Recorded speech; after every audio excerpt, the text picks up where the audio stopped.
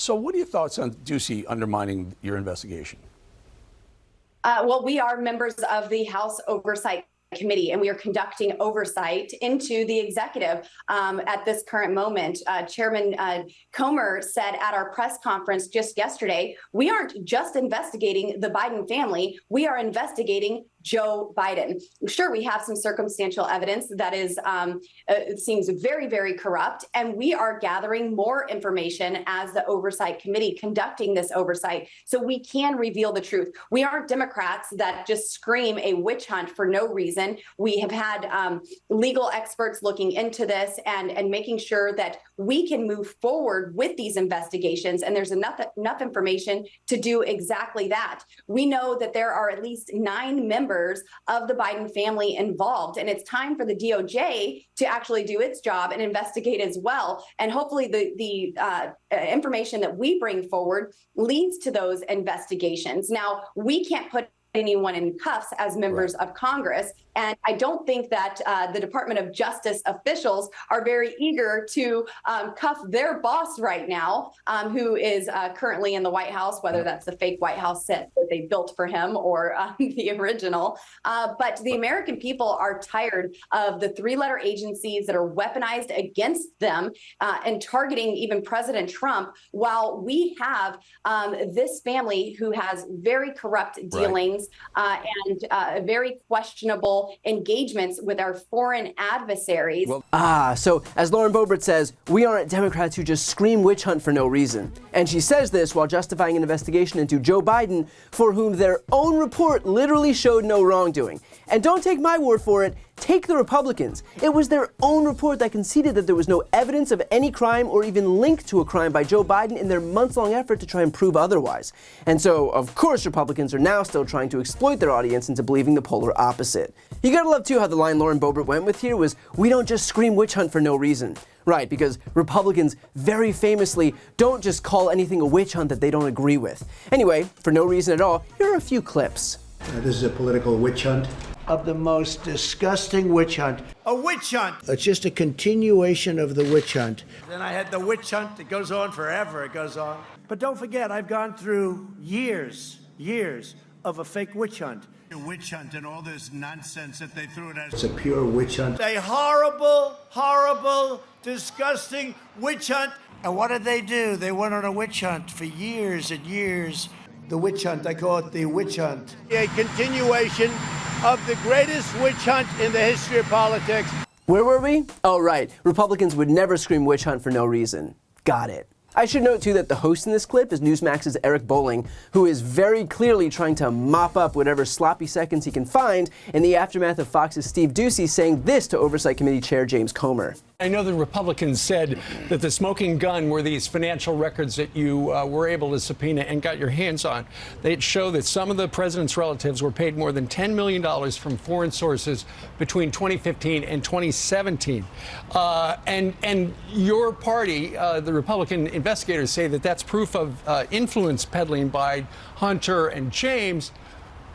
But that's just your suggestion. You don't actually have any facts to that point. You've got some circumstantial evidence. And the other thing is, of all those names, the one person who didn't profit is there's no evidence that Joe Biden did anything illegally.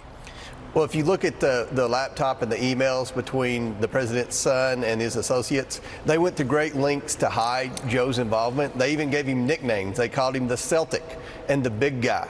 But make no mistake, Joe Biden was involved. All these countries that the Bidens were receiving money from were countries that Joe Biden was actively visiting in. Many of these countries were receiving foreign aid that Joe Biden volunteered with the Obama administration to be in charge of. We look now at the Biden presidency. Many of the decisions he's made with respect to China, that I would argue put China first and America last, would leave most Americans scratching their head. Why would any president do this? So we know that the complexity of the way the Bidens set these shell companies up were made to try to disguise not only the money they were receiving, but also Joe's involvement. So we're at the very beginning stages of this, but in talking with the informants that we have, some of the former Biden associates that nobody's heard from yet, we know that Joe Biden was actively involved, and we're still looking for more bank records that we believe will implicate Joe Biden's active participation in this at the end of the day. We know that Joe Biden was actively involved, and we're still looking for more bank records that we believe will implicate Biden's active participation in this at the end of the day, which is a lot of words to say that they have nothing. They just believe that he'll be implicated, but of course that can be chalked up to nothing more than wish casting.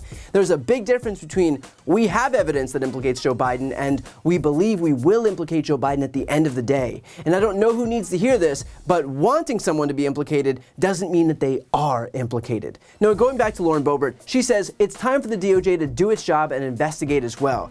But here's the thing. If even House Republicans couldn't find some magical link between Joe Biden and all of this purported suspect activity, then where's the impetus for the Justice Department to step in? Like, I'm sorry, but if the most ardent partisan hacks in Washington couldn't come up with anything, do you really think the DOJ is looking at this and thinking, wow, one investigation uncovering exactly nothing sure does seem like a mandate here to launch an investigation of our own. But just in case you thought that anything Lauren Boebert was saying was legitimate, just in case you thought that this was a person acting in good faith and that she deserves the benefit of the doubt, I wonder if you caught this sentence. I don't think that the Department of Justice officials are very eager to cuff their boss right now, who is currently in the White House, whether that's the fake White House set that they built for him or the original. Because nothing says I'm a credible source quite like buttressing your argument with the claim that Joe Biden isn't even real and that he doesn't even live in the White House, but instead is some actor performing in some replica White House set.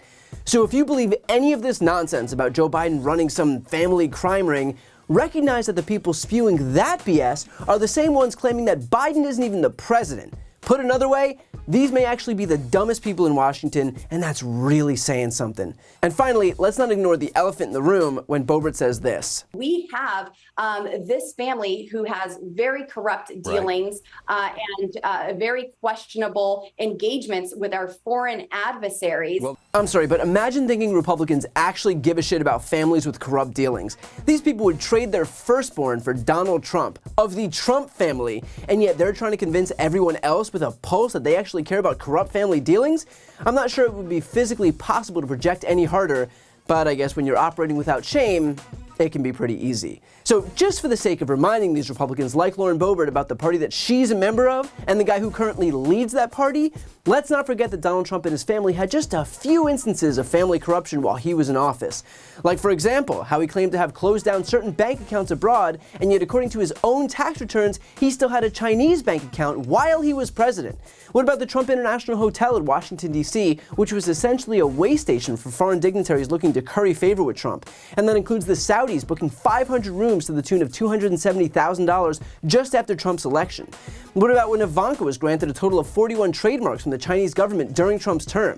What about when Don Jr. and Eric took over control of the Trump Organization, which they pledged would have no new foreign deals while their dad was in office, and yet instead of no new foreign deals, they sold more than $100 million worth of real estate. And that includes $3.2 million worth of land in the Dominican Republic and more than $1 billion worth of luxury residential units in India built by the Trump Org.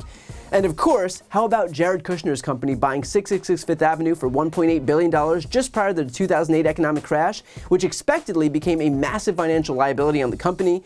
When a $1.4 billion mortgage was due in February of 2009, Kushner appealed to Qatar for investment help, which he didn't receive. Kushner then vocally supported a blockade against Qatar in what some saw as retaliation. Now, ultimately, a firm bailed him out, and one of its largest investors, Qatar. And surprise, no new vocal calls in support of any blockades. Apparently, all of those business dealings with Donald Trump's fingerprints all over them were totally fine, but Biden's family members engaging in business deals that their own investigation concluded has nothing to do with Joe Biden is apparently the worst instance of corruption in modern American history. Yeah, no, that makes total sense. All of which is to say, these people are such partisan hacks, so far down the rabbit hole that they can't even hear themselves anymore. They have no clue how out of touch they actually sound.